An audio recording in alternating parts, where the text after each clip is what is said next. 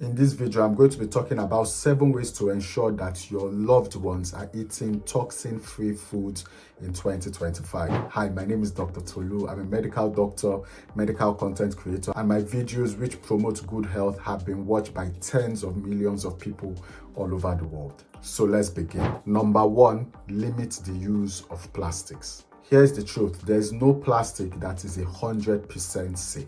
By nature, plastics contain chemicals, and these chemicals leach into your food when heated or when you put hot food in them. So limit the use of plastics when you store your food.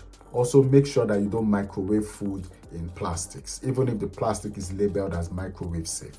However, if you have absolutely no other option, you have to use plastics. Make sure you go for plastics that are BPA and phthalate free. And you also want to make sure that you are avoiding black plastics as much as possible. A recent research into black plastic showed that more than 80% of the black plastics tested contained a chemical that is really bad for your health. If you would like to watch my video on black plastics, just click on the link in the description.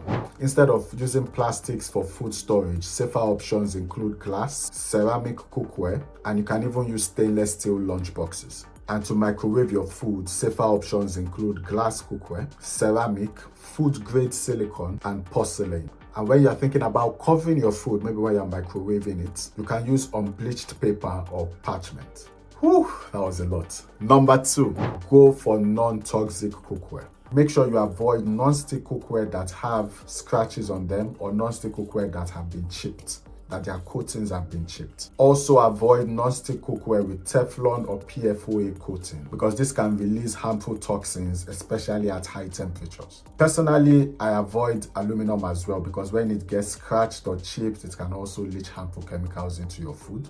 Instead, I go for stainless steel, cast iron, ceramic, and glass cookware. If you want to watch my video where I talk about this more, just click on the link in the description. Number 3, reduce your exposure to food packaging chemicals. A lot of canned foods are lined with BPA or similarly harmful chemicals. So please limit canned foods as much as you can. Also avoid greasy fast food packaging because they often contain what we call forever chemicals. Let me explain where they get their name from. There's a family of more than 4,000 chemicals called PFAS, and they are commonly used in fast food packaging to make the packaging water resistant, heat resistant, and even stain resistant. However, these chemicals over time tend to accumulate in the body, and they are called forever chemicals because it's very difficult for your body to get rid of them. So they tend to stay for a really long time in the body, and they increase your risk of problems like hormonal imbalance, increased risk of cancer, liver damage, and they may even affect the fetus growing in the womb. For your foods, you are better off going for fresh foods, frozen foods, or those stored in jars, not cans. Number 4, if you can, filter your tap water. Now, this is for those who are in countries where tap water is considered safe. This year, I got myself a water filter because the more research I did into tap water, the more I realized that they may not be as safe as we are led to believe.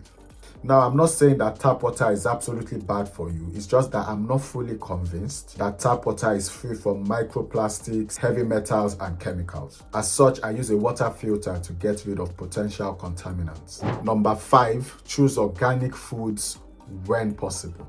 By doing this, you can reduce your risk of exposure to pesticides, especially for fruits and vegetables on the Dirty Dozen list.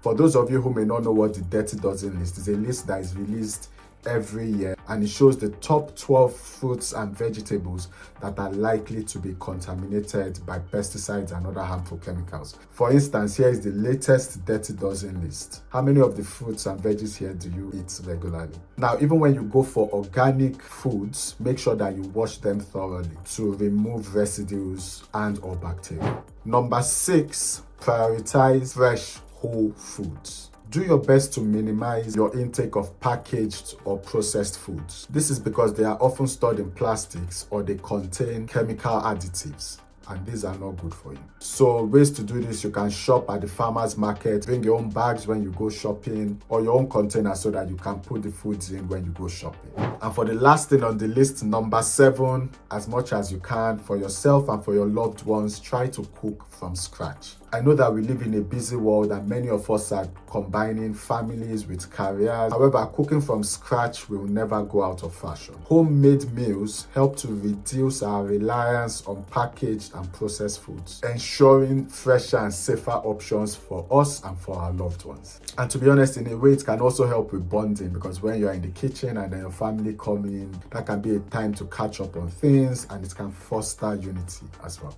Guys, thank you for watching till the end. If you watch this video to the end, just comment healthy so that I know those of you, my true people who watch my videos to the very end. All right, thanks for watching. If you enjoyed this video, you are going to enjoy the next one showing on your screen right now. Click to watch and I'll see you there.